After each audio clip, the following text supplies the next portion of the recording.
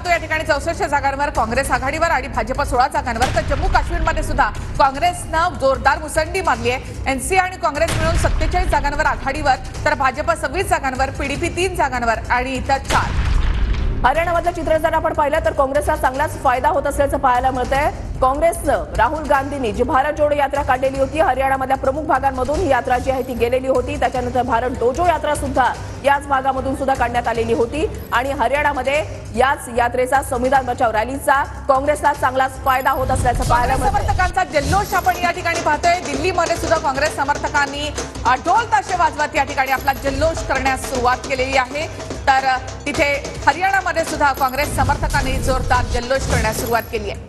हरियाणामध्ये काँग्रेस समर्थक जे आहेत ते जिलेबी भरून एकमेकांना हा आनंद आणि उत्साह जो आहे, जल्लोष जो आहे तो साजरा करतायत आणि ढोल ताशांचा गजर जो आहे तो या ठिकाणी केला जातोय आणि दिल्लीमधल्या काँग्रेसच्या कार्यालयाबाहेर सुद्धा कार्यकर्त्यांचा मोठा जल्लोष।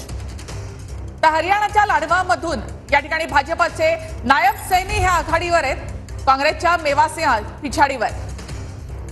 हरियाणामधला आकडा जो आहे तो आपण या ठिकाणी पाहताय। प्रत्येक मतदारसंघाचे अपडेट्स, दिग्गजांच्या लढती। हरियाणाच्या लाडवामधून भाजपच्या नायब सैनी हे आघाडीवर असल्याचं पाहायला मिळत आहे। तर हा आकडा जो आहे तो पुन्हा एकदा आपण पाहतोय। हरियाणामध्ये काँग्रेस 63 जागांवर आघाडीवर, भाजप 17 जागांवर आघाडीवर, तर इतर 6 जागांवर या ठिकाणी आघाडीवर आहेत। आणि जम्मू काश्मीरचा आकडा आपण पाहिला तर एनसी आणि काँग्रेस म्हणून 46 जागांवर आघाडीवर, भाजप 26, पीडीपी 3 आणि इतर 6 जागांवर आघाडीवर। हरियाणामध्ये काँग्रेस 63 जागांवर आघाडीवर, भाजप 17 जागांवर आणि इतर 6 जागांवर आघाडीवर। तर हरियाणामध्ये काँग्रेसनं जोरदार मुसंडी मारली आहे। 63 जागांवर काँग्रेस पोहोचली, तर भाजप 20 जागांपर्यंत सुद्धा पोहोचू शकलेली नाही। हरियाणामध्ये भाजपची कामगिरी तितकीशी चमकदार राहिलेली नाही। हरियाणामध्ये हिसारमधील 7 पैकी 4 जागांवर काँग्रेस पुढे आहे। हिसारमधल्या 7 जागा, त्याच्यापैकी 4 जागांवर काँग्रेस ही पुढे आहे। काँग्रेसची घोडदौड जी आहे ती सुरूच आहे। 7 पैकी 4 जागांवर काँग्रेस जी आहे ती पुढे आहे। तर भाजप केवळ 16 जागांवर या ठिकाणी आघाडीवर आहे, त्यामुळे भाजपच्या विद्यमान मंत्र्यांना सुद्धा मोठा धक्का या ठिकाणी बसलेला आहे। नायब सिंग सैनी जे आहेत ते मात्र या ठिकाणी आघाडीवर आहेत, जे भाजपचे मुख्यमंत्री होते।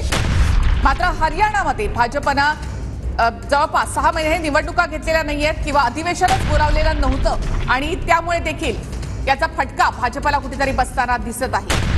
त्यामुळे हरियाणामध्ये एकूण चित्र जर आपण पाहायला गेलं तर हरियाणामध्ये काँग्रेसची लाट पाहायला मिळते आणि भाजपची पीछेहाट झाल्याचं पाहायला मिळतंय। मुख्यमंत्र्यांसह भाजपचे सर्व मंत्री जे आहेत हरियाणामधले ते पिछाडीवर असल्याचं पाहायला मिळतंय। काँग्रेससाठी एक सकारात्मक चित्र जे आहे ते हरियाणामध्ये तयार झालेलं आहे।